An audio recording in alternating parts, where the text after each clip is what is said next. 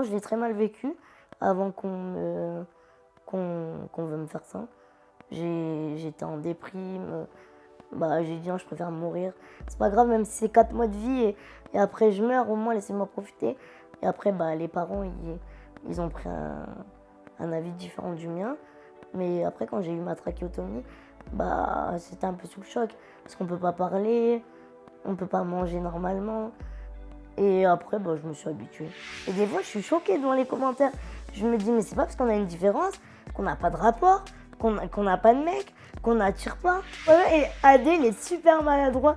Mais franchement, il est gentil, ça se voit que c'est pas méchant. C'est que ça se voit à travers les gens qu'il prend sur les réseaux, qu'il veut découvrir, il est curieux.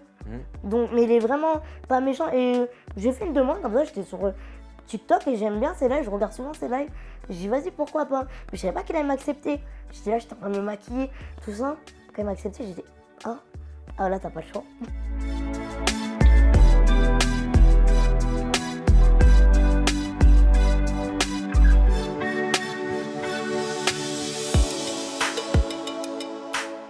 On se retrouve en interview en compagnie de Stélina. Peut-être qu'en scrollant sur votre téléphone, sur l'application TikTok, vous êtes tombé sur ses contenus.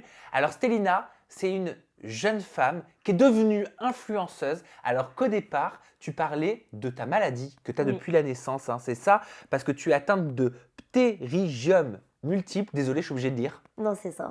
C'est ça, mais c'est dur à dire. Oui, c'est un peu dur. Bon, ptérygium Même moi, j'ai un peu de mal. multiple. Alors, qu'est-ce que c'est exactement, Stélina? C'est une maladie génétique où il y a une scoliose avec mes membres qui sont collés comme des pattes de poulet. Moi, j'appelle ça comme ça. Et où on peut avoir des grandes jambes, des petites jambes. Moi, j'ai pas été touchée à 100%. Et la colonne vertébrale déformée. Tu as 32 ans, Stélina, Oui, j'ai 32 ans. aujourd'hui. Et ça a été diagnostiqué rapidement? Ça a été diagnostiqué, cette maladie, quand tu étais dans le ventre de ta maman ou par la suite? Dans le ventre de ma mère, à 4 mois de grossesse, ils ont vu qu'il y avait cette maladie qu'ils ne connaissaient pas du tout. Parce qu'elle était encore inconnue, même à l'heure d'aujourd'hui, on n'en sait pas trop sur cette maladie. Il n'y a pas énormément de personnes qui ont cette maladie. Il y a beaucoup de maladies qui ressemblent à la mienne, mais c'est pas la mienne. Tes parents t'ont expliqué un petit peu comment ils ont réagi, comment ils ont accueilli la nouvelle? Tu as grandi avec des explications? Oui, j'ai jamais eu de soucis avec ça. Ma mère et mon père, ils sont très ouverts à la discussion. Bon, plus ma mère, parce que j'ai été éduquée par ma mère. Et elle m'a tout de suite expliqué quand j'étais petite, qu'est-ce que ça faisait, tout ça. J'allais voir des docteurs. Je suis pas fermée à la discussion.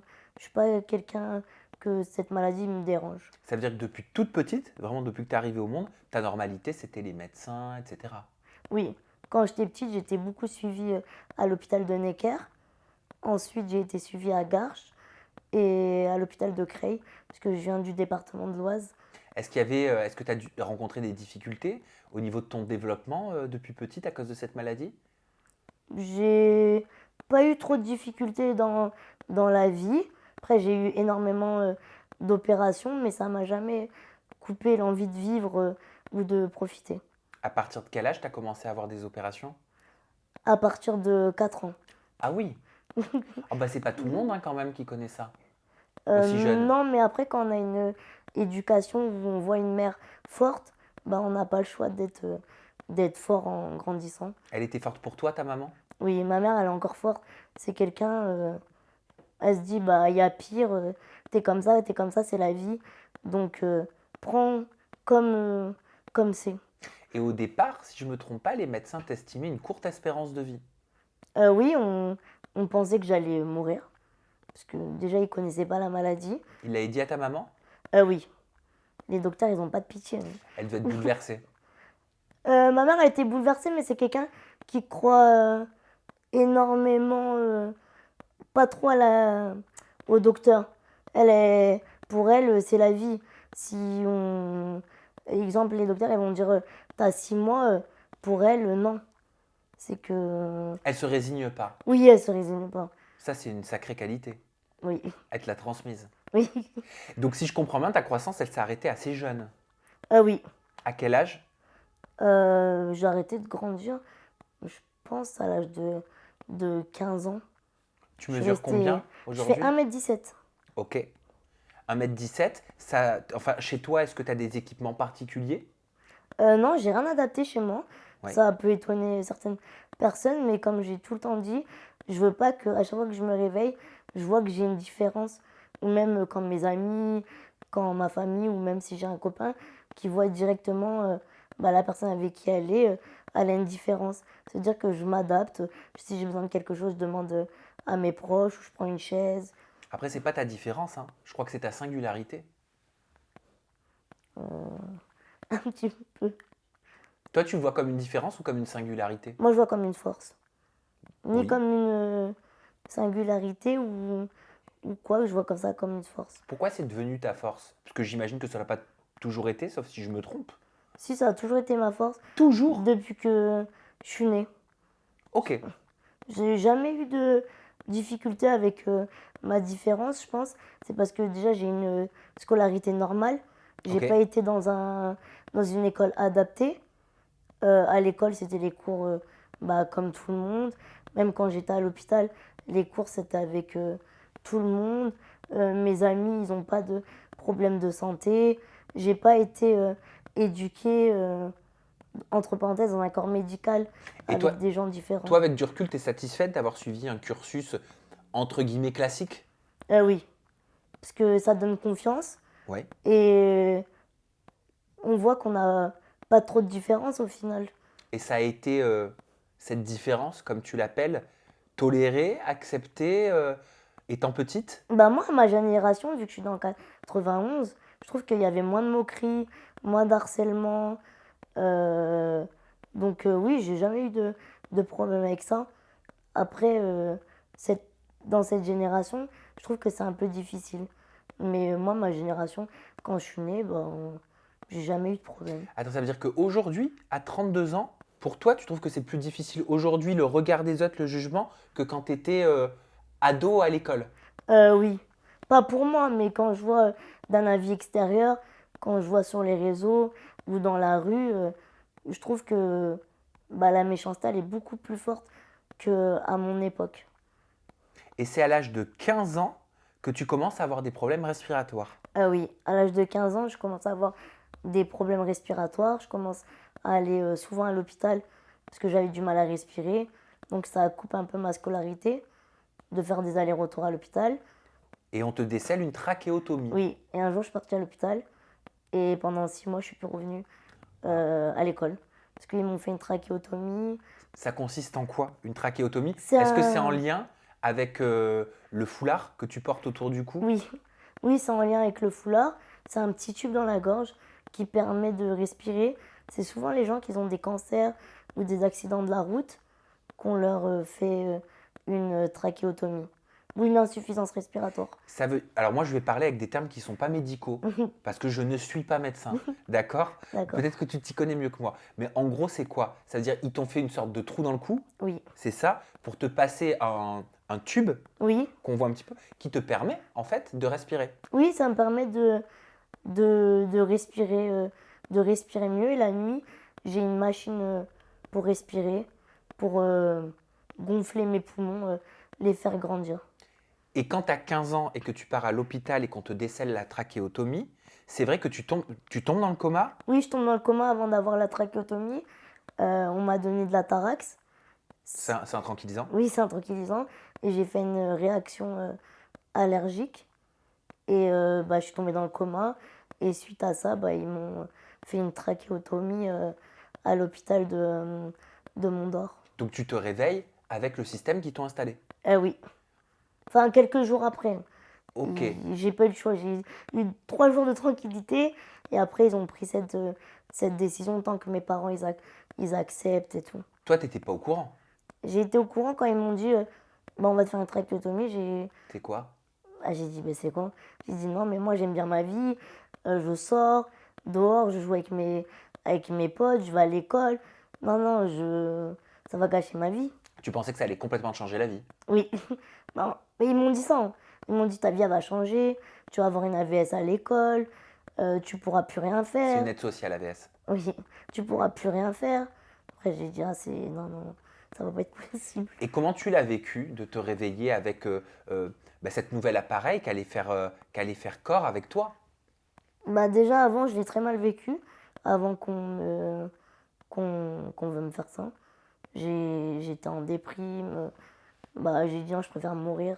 C'est pas grave même si c'est 4 mois de vie et après je meurs, au moins laissez-moi profiter. Et après bah les parents ils ont pris un avis différent du mien. Mais après quand j'ai eu ma trachéotomie, bah c'était un peu sous le choc. Parce qu'on peut pas parler, on peut pas manger normalement.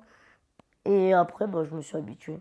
Est-ce que tu as dû apprendre à vivre avec, à respirer avec? Est-ce que ça t'a changé physiquement ta façon de vivre? Bah, ça m'a changé parce que au début, il faut apprendre ce que c'est, les manières, comment la mettre. Et la plupart des personnes qui ont ça, où j'étais à l'hôpital, ils sont pas autonomes. Et moi, j'ai dit, c'est hors de question, je suis pas autonome. Donc moi, j'ai appris direct qu'est-ce qu'il fallait faire, les machines, à trifouiller dedans. Et alors, il faut faire quoi? Bah, en gros, franchement, on voit comme ça, c'est compliqué. Mais en fait, c'est comme un ordinateur, ma machine, pour respirer. On appuie sur on, ça s'allume. Off, ça s'éteint. Ça se recharge? Oui, c'est avec batterie, comme un ordinateur. Ok, ça se nettoie. Non, ça se nettoie pas. Ok. C'est la plupart des gens qui ont ça, c'est des gens qui font la nuit, les gens qui ronflent. Je sais pas comment ça s'appelle, mais qui ont la même machine. C'est après ça que tu arrêtes l'école à l'âge de 15 ans? Non, j'ai continué un petit peu Ouais. l'école. J'ai eu la chance d'avoir des profs qui venaient à domicile avant que je reparte au collège. Après, ils ont décidé de me faire redoubler. J'ai trouvé ça ridicule, mais bon, j'avais pas le choix. Et après, quand il fallait passer le brevet, j'ai dit, moi, je rate l'école, c'est bon, c'est pas pour moi l'école. Est-ce que ta maladie, la trachéotomie, ça a des conséquences aujourd'hui à l'âge adulte sur ta vie de tous les jours? Est-ce que tu peux tout faire? Est-ce que tu peux conduire? Est-ce qu'il y a des choses que tu ne peux pas faire? Est-ce qu'il y a des mises en garde? Non, je peux tout faire, j'ai le permis, Ah bah moi je l'ai pas. j'ai ma voiture. Par contre, je peux pas mettre la tête sous l'eau, parce que sinon je prends la tasse. Quand je prends l'avion, il faut faire des certificats médicaux en anglais et en français. Parce qu'ils pensent que c'est de l'oxygène et quand c'est de l'oxygène, bah, c'est un peu plus compliqué pour voyager. Mais là, c'est de l'air sec. Euh, Après, c'est un peu compliqué. Si, exemple, je vais dormir chez ma copine, il faut que je prenne mes machines, il faut que je les remette chez moi. Mais sinon, non. Après, on s'adapte à tout dans la vie. Tu travailles, tu peux travailler? Par contre, je peux pas travailler. Je suis inapte au travail. Ça veut dire que tu as des aides? Oui, j'ai une pension handicapée. Elle est de combien cette pension handicapée? 1000 euros. Ça te fait rire? Moi, ça me fait rire. Mais parce que tu as vu ma réaction. Ben oui, parce que tu peux pas travailler, tu as une pension de 1000 euros. Ben, qu'est-ce que tu penses, tiens, de notre système d'aide aux personnes handicapées en incapacité de travailler en France? Bah, je trouve que c'est pas normal, que c'est pas notre choix de pas travailler. Moi, j'aimerais bien travailler, aller au travail comme toute personne, avoir bah, une vie normale. Mais bon, je me dis que c'est la vie, c'est comme ça, hein. Je trouve qu'il y a, quand on est handicapé, parfois c'est un peu compliqué. Bon, on va pas se plaindre parce qu'il y a des autres pays, je pense pas qu'on a autant d'aide, C'est vrai aussi. mais c'est quand même pas normal. Mais c'est important ce que tu dis, parce que c'est vrai. Toi, tu n'as pas demandé au monde à Non, arriver comme ça. pas Tu du n'as tout. pas choisi d'avoir cette maladie, Non. ni toi, ni tes parents, ni personne. Donc, c'est ta force, mais c'est une force que tu n'as pas choisie, qui ne correspond pas au système de vie de la façon dont nos sociétés sont organisées. Non, c'est. Donc, en fait, tu aimerais être plus prise en charge. Oui, j'aimerais bah, quand même avoir un peu plus d'argent. Parce que quand on arrive dans la vie d'adulte, il y a le permis. Vu qu'on n'a pas beaucoup d'argent, il faut faire un crédit pour s'acheter une voiture. Moi, c'est ce que j'ai fait pour m'acheter ma Et voiture. ça coûte très cher. Ça coûte très cher. Il y a plein de choses. Moi, j'ai eu la chance que mes options pour ma voiture ont été financées. Mais exemple, si ça aurait mis trop de temps, j'aurais dû refaire un crédit pour financer mes options et après ils m'auraient remboursé. La plupart des personnes, mon garage, ils me disaient que les gens faisaient ça. Parce que quand on est handicapé, on n'a pas beaucoup d'argent. Donc la plupart du temps, les gens ils font des crédits pour financer leurs options tellement ça met du temps en fait. Et aujourd'hui, d'être sur les réseaux sociaux, d'être sur TikTok, est-ce que ça te permet d'avoir des compléments? Est-ce que ça te permet de mettre du beurre dans les épinards? Euh, Pas trop parce que je fais pas de live et pas de match. T'aimes pas trop les lives en plus, toi? Je fais des lives, mais faut pas que ça dure plus de 2 heures. Ok. Parce que après, ça me saoule, j'ai l'impression qu'il n'y a plus rien à dire. Oh, bah, tu seras pas dans les classements à ce rythme-là. Non, je fais pas le classement. Tout le monde me dit de le faire, mais peut-être après, je changerai d'avis un jour. Mais pour l'instant, c'est pas du tout mon délire de dire aux gens tapoter, envoyer des fleurs, des roses, des je sais pas quoi. C'est vraiment pas mon délire. Je me dis que ça se trouve, les gens, ils vont m'envoyer parce que ils ont de la peine ou autre. Alors, ça se trouve, ils ont même pas à manger chez eux. Et que par peine, ils vont envoyer de l'argent que ça se trouve, eux, n'ont même pas. Sur les réseaux, tu t'affirmes. Sur Oui. les réseaux, tu es une femme forte. Est-ce que c'est ce qui ressort des commentaires tout le temps? Ou est-ce que parfois, on sait comment ça se passe les réseaux, tu as des gens qui se permettent de te dire des choses qui ne devraient pas se permettre? Ah, ça, c'est les réseaux, hein. Il y a parfois des mauvais commentaires. J'ai eu de l'harcèlement. Ah bon? Oui, des phrases ignobles, mais après, vu que j'ai une force de caractère, je calcule pas Les gens, trop. ça se manifestait comment? T'aurais dû mourir, t'as un collier de chienne. Attends, il y a sérieusement des gens qui se permettent de dire ça? Oui, des commentaires, mais en fait, le problème, c'est quand on est sur les réseaux, les gens, ils ont l'impression qu'ils ont le droit d'être intrusifs dans notre vie, ils connaissent tout.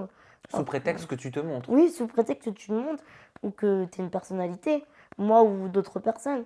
Alors que c'est pas ça la vie, on a le droit d'avoir un jardin secret, C'est pas parce qu'on a une différence qu'on n'a pas le droit d'être sur les réseaux sociaux. Bah, au contraire, Il y en a que ça les dérange. Mais bon, ça te blesse parfois, pas du tout.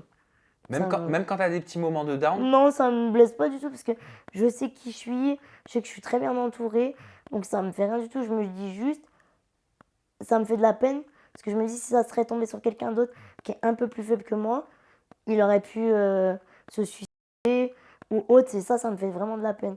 Tu crées aussi des vidéos où tu parles de sexualité sans tabou. Mais j'aime ça. Moi, je trouve ça génial. Tu dis, tu peux même pas ken, t'es handicapé, personne ne veut de toi, alors que même en étant handicapé, je fais un meilleur boulot que toi, haha. Ou encore, arrêtez de cracher sur vos ex, vous étiez bien contente quand ils vous prenaient. Emoji moins de 28.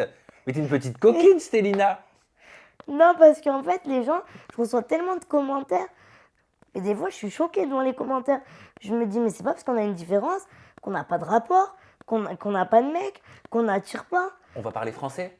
Oui, Comme tu as une différence, comme tu dis, il y en a beaucoup et ça fait partie de grands préjugés que j'ai vus qui pensent que tu n'as pas de vie sexuelle. oui, t'as rien. Mes amis, ils me disent, arrête de mettre des trucs comme ça, mais t'es malade ou quoi?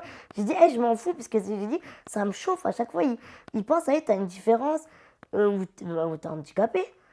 T'as pas de vie sexuelle, t'as pas de mec, t'as rien, tu fréquentes personne, t'attires personne.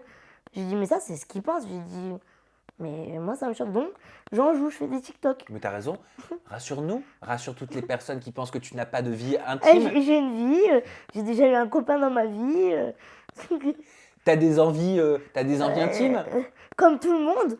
J'ai déjà eu un mec, je sais pas, en fait, je comprends pas. Des fois, quand je vois des fois des vidéos sur TikTok, parce que je suis beaucoup sur TikTok, des personnes en fauteuil qui ont des copains, je vois les commentaires, je me suis dit, mais les gens, ils sont sérieux? Mais ils disent quoi? Quand la dernière fois, je suis tombée sur une vidéo, quelqu'un qui était en fauteuil, non, mais même elle a un mec. J'ai dit, non, mais les gens, ils sont sérieux? Moi aussi, je vanne. Des fois, j'aime bien rigoler. J'aime bien tailler. Mais il y a des limites quand même. On peut le penser, parfois au fond de nous, il y a des choses à pas mettre sur les réseaux. Ou des commentaires, parce que ça peut blesser la personne en fait. T'es célibataire depuis combien de temps? Ça fait 1 an. Ah, ça reste récent. Récent, ça fait quand même 1 an. Bientôt 2. Ok. Et ça avait duré combien de temps ta précédente relation? C'était court, mais c'était bien. C'était 2 mois. 2 mois, mais intense. Oui, c'était une belle personne. Comment tu l'avais rencontré? On avait une amie en commun. Ok. Comment vous êtes passé de amis en commun à plus? Bah, on a appris à se connaître et après, le feeling, il est passé. Ouais. Il Et faisait quoi lui dans la vie? il travaille dans le bâtiment. T'étais amoureuse? Vite fait, un petit peu. T'étais piquée? Piquée, mais pas amoureuse. Ok. Et lui? C'est un homme, donc ça montre pas, mais je pense pas. 2 mois, c'est court quand même. Et pourquoi ça s'est terminé au bout de 2 mois? Parce qu'on pensait différemment. Oui. Il pensait quoi différemment de toi? Déjà, mon caractère, il est trop fort. Et lui, il Ah, est trop calme. ok. Mais après, on a une très bonne entente. On est plus ensemble, mais on s'entend très bien en tant que pote. Ok. Tu te mets pas sur les sites de rencontres? J'ai déjà essayé pour rigoler, mais en fait, c'est plus de l'amusement. Je dis la vérité, c'est plus pour rigoler. Mais après, à chaque fois que je vais sur. J'ai déjà essayé pour comme ça, pour le fun. Mais à chaque fois, on me dit: Ah, c'est toi sur TikTok, ah, c'est toi sur Instagram. Et ça m'a énervé. J'avoue, ça doit être relou ça. Ça, c'est relou. Tu peux même pas être discrète. Bah non. Bah non. Et moi, j'aime bien être discrète. Oui, mais t'es pas si discrète que ça, notamment quand je tombe sur un live avec un certain Adé Laurent, que j'embrasse et que je salue. On regarde. Regarde, je suis petite. Ah, waouh!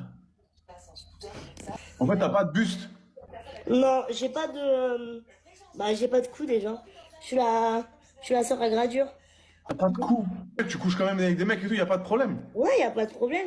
Des mecs qui font ta taille en plus. Des mecs là, normaux. Oui, normaux. Genre, les mêmes mecs, ça se trouve, même tu les côtoies quand tu les croises en soirée. Ouais, t'es mal formé, quoi, c'est tout. J'ai eu le mauvais corps, quoi. Mais pourtant, t'as un beau visage et tout, genre, t'es rayonnante, en vrai. Merci. Bon, il est un peu maladroit. Franchement, et Adé, il est super maladroit. Mais franchement, il est gentil, ça se voit que c'est pas méchant. C'est que ça se voit à travers les gens qu'il prend sur les réseaux, qu'il veut découvrir, il est curieux. Donc, mais il est vraiment pas méchant. Et j'ai fait une demande comme ça, j'étais sur TikTok et j'aime bien ses lives, je regarde souvent ses lives. J'ai dit, vas-y, pourquoi pas. Mais je savais pas qu'il allait m'accepter. J'étais là, j'étais en train de me maquiller, tout ça. Quand il m'a accepté, j'ai dit, ah là, t'as pas le choix. Et quand c'est comme ça, tu fais, je le vois, hein, que tu sais faire la différence. Là, tu le sais que c'est un peu maladroit, mais tu sais que c'est bienveillant. Oui, c'est pas méchant, c'est curieux en fait. C'est vraiment, ça se voit que c'est pas méchant. Sa personnalité, il essaye de comprendre en fait. Et je comprends que ça peut étonner les gens. Et puis toi, t'en parles avec une simplicité. Moi, je me dis que, comme j'ai toujours dit, je suis née dans le mauvais corps. Oui, j'ai pas de cou, je suis comme Gradure. Mais j'ai confiance en moi, donc il n'y a rien qui peut me déstabiliser. Et au moins, j'espère que ça montre aux personnes, malgré qu'on a une différence, qu'on peut avoir confiance en nous, qu'on peut refléter une belle image du handicap. Bah C'est bien ce que j'essaye sûr. de faire. Bah regarde, on est en train de sourire sur une vidéo de 30 secondes que tu as partagée avec Adé qui nous permet justement d'avoir ce discours-là aujourd'hui. Moi, je trouve ça fabuleux. J'adore mon métier pour ça. On va regarder une autre vidéo. Alors là, je me suis dit, Stélina, elle est un peu coquinette. Regarde. J'ai voulu créer Mime, tout le monde m'a dit de faire Mime. Et j'ai peur un petit peu. Pas de la vie des gens, mais t'as vu, Mime, c'est. Ouais, c'est un autre délire. Parce que moi, je me suis lancé à fond et du coup, il y a beaucoup de trucs que j'ai fait avec beaucoup de filles différentes, etc. Mais je me suis lancé à fond, tu vois. La vérité, on m'a déjà contacté pour faire des films. Ouais. C'est vrai en plus. Ah Bizarre, ouais. tu vois. Parce que moi, t'as vu sur les réseaux sociaux, je mets des photos où vas-y, je monte mes fesses, je monte mes seins, je vais pas mentir. Où t'as vu, je monte mon corps. Parce que malgré mon handicap. Tu te plais quand même? Ouais, bah oui, ouais, t'as le droit. Et je vais pas faire la meuf ici. Mais voilà quoi, j'ai un beau corps, tu vois. Je vais pas faire la meuf ici. Mais je m'assume. Non, mais tu fais pas la meuf. Justement, moi, j'adore les meufs comme toi qui s'assument, qui sont heureuses. Au contraire, là, je pense que tu dois donner beaucoup de force à certaines personnes C'est mon but. voilà, qui se sentent mal. C'est lourd. Ok. Ok, Stélina, merci beaucoup. Merci beaucoup. En tout cas, ton passage. N'hésitez pas à aller follow Stélina en max. Et j'avoue, t'as un boule qui chamboule. Moi, c'est vrai que je mets des photos sur les réseaux sociaux. J'ai pas honte de mon corps. Tu mets quoi comme photo sur les Je réseaux? mets des photos normales en maillot de bain et tout, mais ça choque les gens. Que je puisse m'afficher, que j'ai confiance en moi. Attends, Comme ça choque les gens que tu mettes des photos Oui. en maillot de bain? Oui, ça choque. Alors que tout le monde met des photos en maillot de bain? Oui, mais après, quand t'as une différence, c'est pas comme tout le monde. Bon, pas moi, parce que je suis complexé. Mais sérieux? Oui. Souvent, quand je revois, j'ai fait un live il y a quelques jours. On m'a dit, ah, tu t'es calmé, tu mets plus des photos en maillot de bain? Mais tu fais les poses sexy? Non, des poses normales qu'on prend, banales, je sais pas, sur un arbre, enfin les photos de Sur le vacances, quoi. transat, Oui, c'est des photos de vacances. avec un cocktail. Oui, des photos comme ça, des photos basiques, mais je pense c'est quand tu as une différence, c'est peut-être mal aperçu pour certaines personnes. Et c'est vrai que tu as reçu des propositions Oui, sur sur Instagram Instagram. pour tourner dans Oui, des films pour adultes? sur Instagram, et j'ai rigolé. Moi, ça me fait rire, les trucs comme ça. Mais c'est quoi qui t'a été proposé? Je sais plus, c'était de faire des films, mais c'était il y a longtemps, quand j'avais commencé sur les réseaux. Moi, ça m'a fait rire. Moi, les trucs comme ça me fait rigoler. Mais il te disait quoi? Oui, serais-tu intéressé pour faire des films? En gros, t'es atypique. Mais moi, franchement, quand je reçois des messages comme ça, moi, je fais que rigoler. Je suis pas sérieuse, moi, les trucs comme ça. Il te proposait une grosse somme d'argent, Je sais j'espère? pas, j'ai pas demandé. Franchement, je me suis arrêtée. J'ai même pas ouvert le message. En fait, ça me faisait rire. Par contre, te lancer sur Mime, ça t'intéresse? Non. Et ça, c'était. Je sais même pas pourquoi j'ai répondu ça. En fait, c'est que ça m'intrigue. Cette application, elle m'intrigue. Mais non, je pourrais pas le faire. Pourquoi? Parce que déjà, j'ai une famille. J'ai une famille. J'ai des amis qui sont bienveillants. Faut pas quand même exagérer.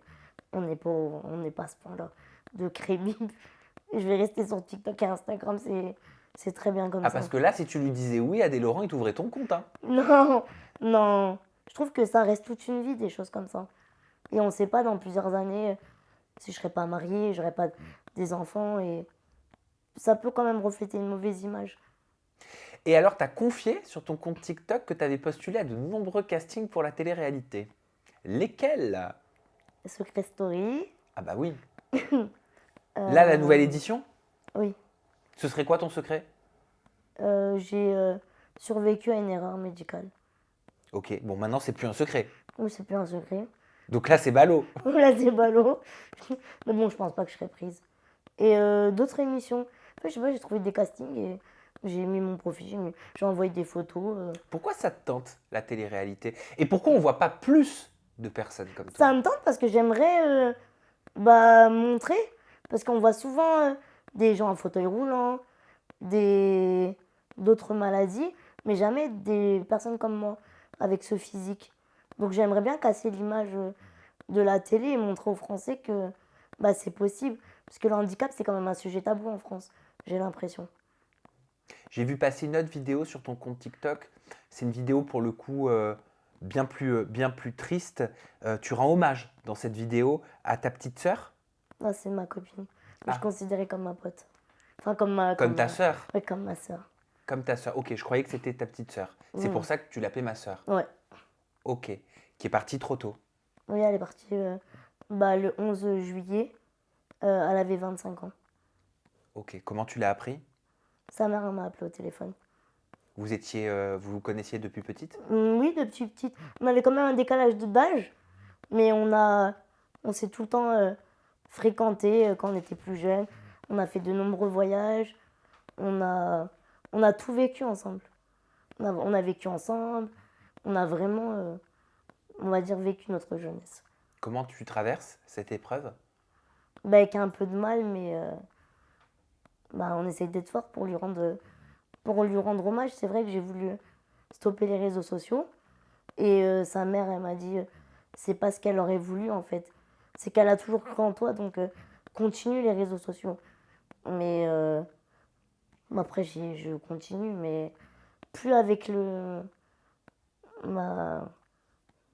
pareil qu'avant. Je continue, mais souvent moi j'ai un peu trop la tête ailleurs. Oui, tu y penses beaucoup. C'est court. Enfin, c'était il n'y a récent? pas très longtemps. C'était au mois de juillet. En plus, je suis partie en Espagne pour lui rendre hommage. Parce qu'elle est décédée là-bas. Elle est décédée de quoi? Elle s'est suicidée. Donc, c'est la vie. On peut faire que d'accepter. Ah, il n'y a pas le choix. Oui.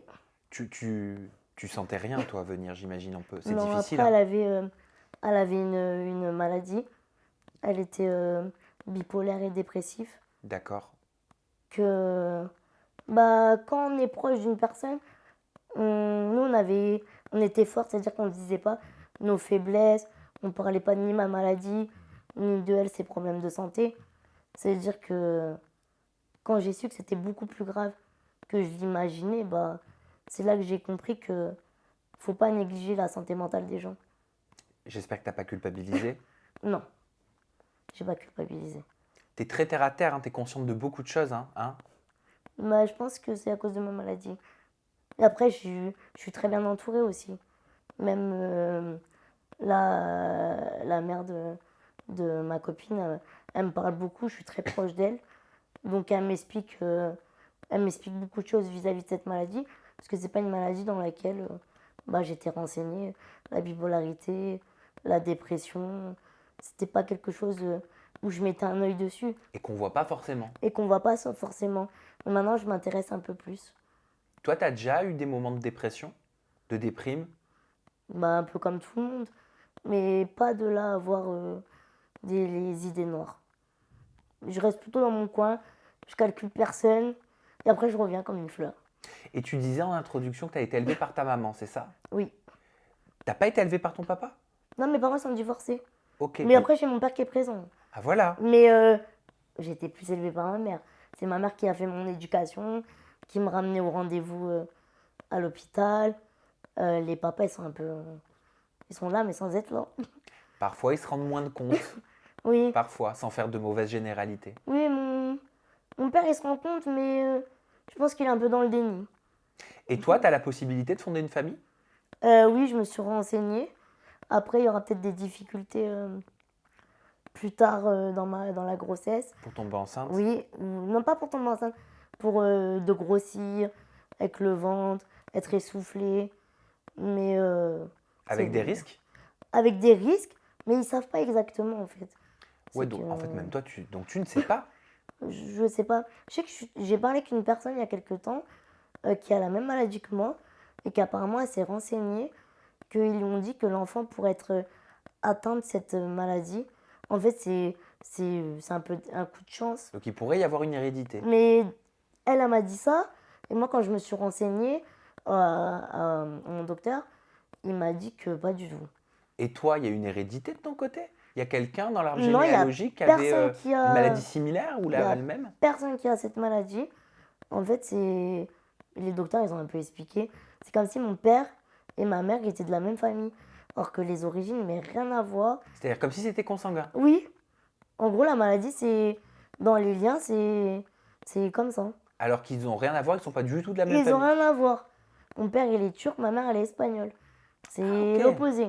Et donc en plus, tu as grandi avec deux cultures différentes. Oui, Qu'est-ce que ça t'a apporté? de la richesse.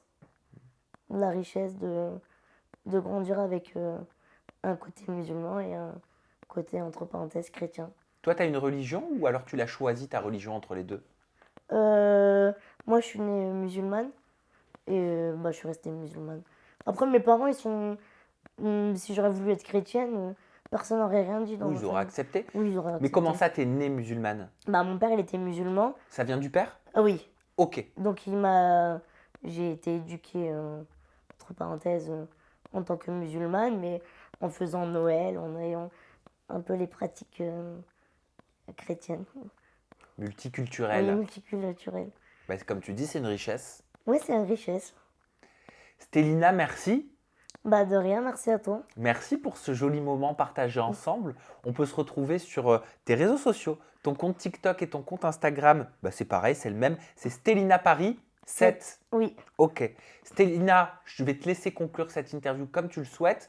Ta caméra, elle est juste là. Moi, je vous souhaite à tous une belle journée, une belle matinée, une belle soirée. Je ne sais pas à quel moment vous regardez cette vidéo, mais j'espère qu'elle vous portera chance et qu'elle vous accompagnera dans votre journée et dans votre semaine.